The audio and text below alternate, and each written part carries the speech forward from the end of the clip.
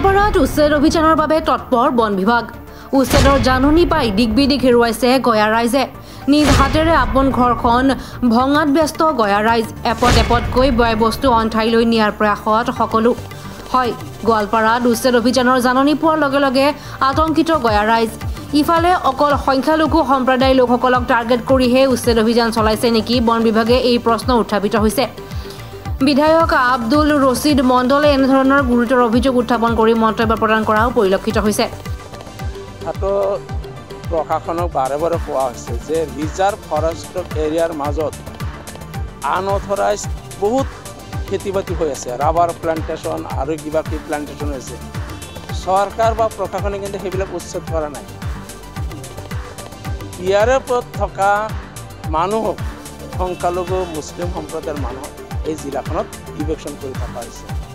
2022 চনৰ যিটো গুৱাহাটী হাইকোৰ্টত এটা পিয়াৰ ফৰ্মৰ শৰ্মা নামৰ ব্যক্তি এজনৰ অভিযোগৰ ভিত্তিত মহামান্য গুৱাহাটী উচ্চ ন্যায়ালয়ে যি এটা সুমোটো কেছ হৈছিল, যি কেছৰ অধীনত যি কেছৰ কোৰ্টৰ অৰ্ডাৰৰ কমপ্লায়েন্স বেচিছ বিভিন্ন ঠাইত যিটো ইভেকশ্যন কৰিছে, কিন্তু দেখা গৈছে ইয়াত প্ৰশাসনে পক্ষপাতিত্বমূলকভাৱে বাছি কেৱল সংখ্যালঘু মুছলিম সম্প্ৰদায়ৰ মানুহখিনিক ইভেকশ্যন কৰি আছে।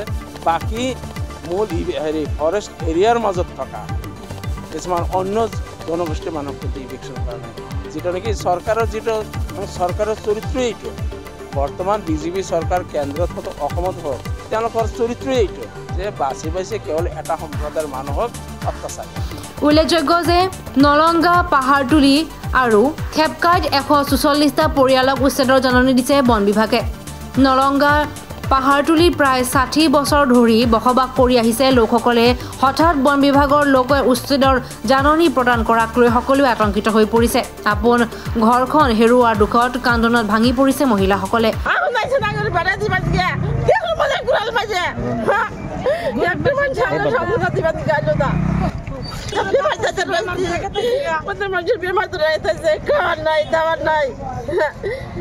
আমরা বাইঙ্গে হরালি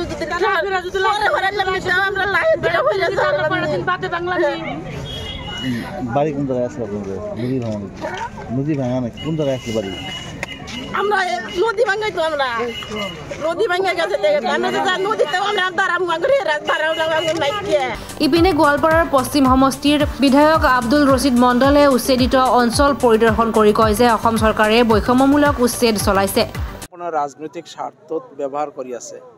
আজি গোৱালপাৰা জিলাতো পঞ্চায়ত হুৰ কাগজে ইভেকশ্যন কৰিছে, দেখুওৱা হৈছে ফৰেষ্ট এৰিয়া, কিন্তু সৰজমিন তদন্ত কৰিলে দেখা যায় যে এইবিলাক PRF নহ'লে চৰকাৰী খাছ মাটি। গোৱালপাৰা জিলাৰ PRFৰ ক্ষেত্ৰত আমি ইয়াত আহিছোঁ থেপকাই পাহাৰতুলি নলংগা ৰিজাৰ্ভ ফৰেষ্টত কোনো মানুহ নাথাকে।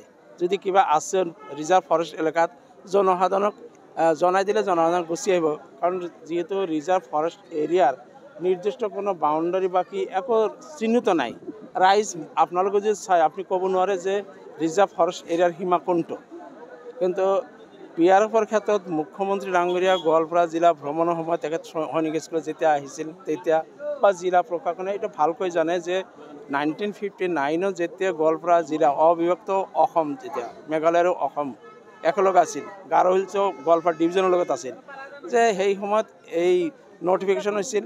তাতে ডিষ্ট্ৰিক্ট ফৰেষ্ট ছেটেলমেণ্ট অফিচাৰ হিচাপে দায়িত্ব দিয়া আছিল আৰু তেখেতক ডিচিক কোৱা হৈছিল যে যিটো এই প্ৰপ'জড ফৰেষ্ট এৰিয়া যিবিলাক ভিলেজৰ নাম কোৱা আছে তাৰে যিমান ষ্টক হোল্ডাৰ আছে, তাৰ যি বসতি আছে, সকলো পক্ষৰ লগত আলোচনা কৰি সৰজমিন তদন্ত কৰি সীমাটো নিৰ্ধাৰণ কৰিব, যিটো নেকি আজিলৈকে হৈ উঠা নাই। নলংগা পাহাৰতুলিতে সেই একেই কথা। আজি DC DFৰ লগত আলোচনা কৰা হৈছে, তেওঁলোকে নটিচ যদিও দিছিল, এই মুহূৰ্তত আজি টেলিফোনত এই মুহূৰ্তত DFই জনাইছে মোক যে জইণ্ট ভেৰিফিকেশ্যন হ'ব, ইয়াত জইণ্ট ছাৰ্ভে হ'ব। জইণ্ট ছাৰ্ভে হোৱাৰ পিছত যিটো PRF এৰিয়া তেওঁলোকে নিৰ্ধাৰিত কৰি পেলাই সেই PRF ৰিজাৰ্ভ ফৰেষ্ট এৰিয়াৰ ভিতৰত থকা মানুহখিনি যাব দিব। মানুহখিনি নিজে নিজে তেওঁলোকে গুচি অহাৰ কাৰণেও কোনো আপত্তি নকৰে।